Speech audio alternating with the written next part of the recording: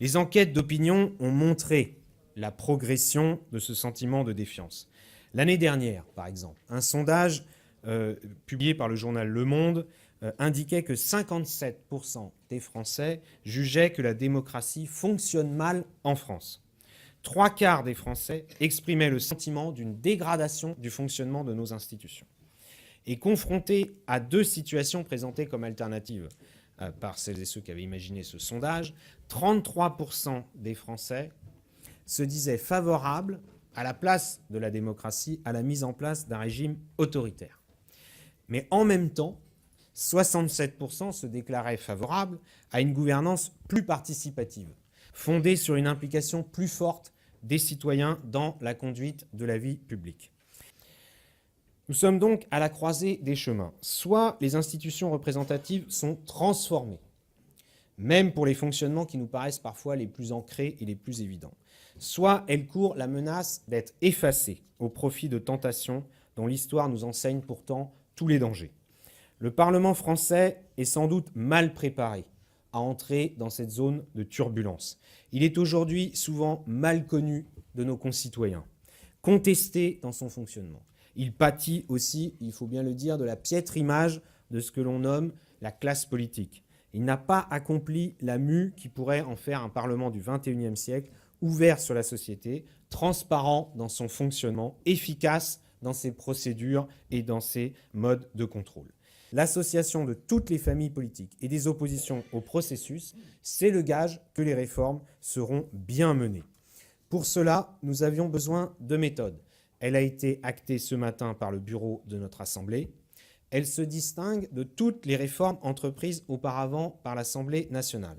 Elle repose sur la création de 7 groupes de travail sous l'égide du bureau, composés chacun de 10 députés.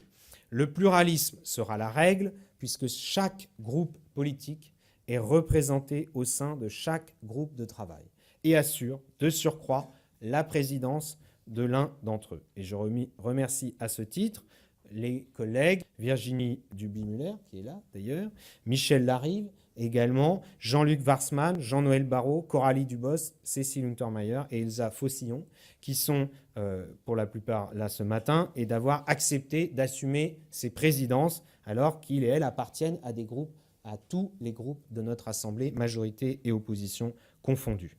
Et je vous le dis, il vous revient maintenant, ainsi qu'aux rapporteurs, car il y aura un rapporteur aussi dans chaque groupe de travail, en l'occurrence Yves Blin, Jacqueline Maquet, Jean-Michel Clément, Jean-François Eliaou, Bruno Millienne, Paula Forteza et Delphine O, de consulter, de réfléchir et de proposer pour contribuer à la rénovation de notre institution.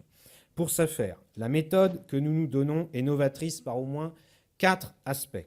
D'abord, elle n'a pas vocation à déboucher sur un résultat qui serait connu à l'avance. Il s'agit d'une réelle démarche de co-construction de l'Assemblée de demain par la collectivité parlementaire et par la société civile. Et j'y reviendrai.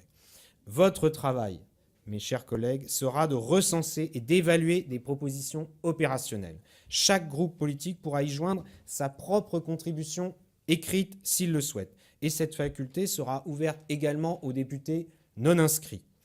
D'ores et déjà, nous avons transformé en profondeur le processus de nomination au sein de ce que l'on appelle les organismes extra-parlementaires, lesquels siègent des députés, ou des sénateurs d'ailleurs, ès qualité. Je l'ai voulu moins discrétionnaire, plus consultatif et plus transparent.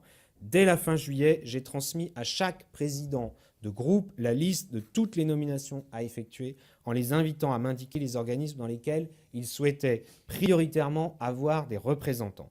Et c'est sur la base de leurs souhaits, dans cet esprit, nous allons organiser une vaste consultation sur la participation des citoyens à la vie des institutions et notamment au travail parlementaire.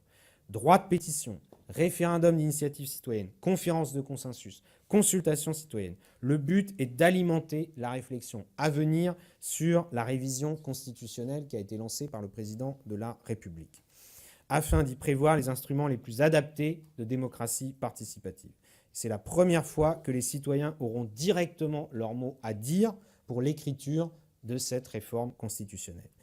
L'exercice inédit que nous lançons aujourd'hui ne verra pas s'effacer ces différences d'approche et de conception de nos règles communes. en vous remerciant de votre présence et de votre participation aux travaux qui s'engagent, je veux vous dire aussi une conviction. Personne ne verra sans doute, à la fin de ce processus, sa propre vision s'imposer, pas même la mienne. Mais chacun pourra voir une partie de ces combats trouver une traduction concrète. En tout cas, je crois que cet objectif est à portée de nous. Avancer, c'est bien de cela qu'il s'agit, parce que face au péril que je décrivais au début de mon intervention, il est une certitude, une démocratie qui n'avance pas, c'est une démocratie qui court le risque de tomber. Je vous remercie.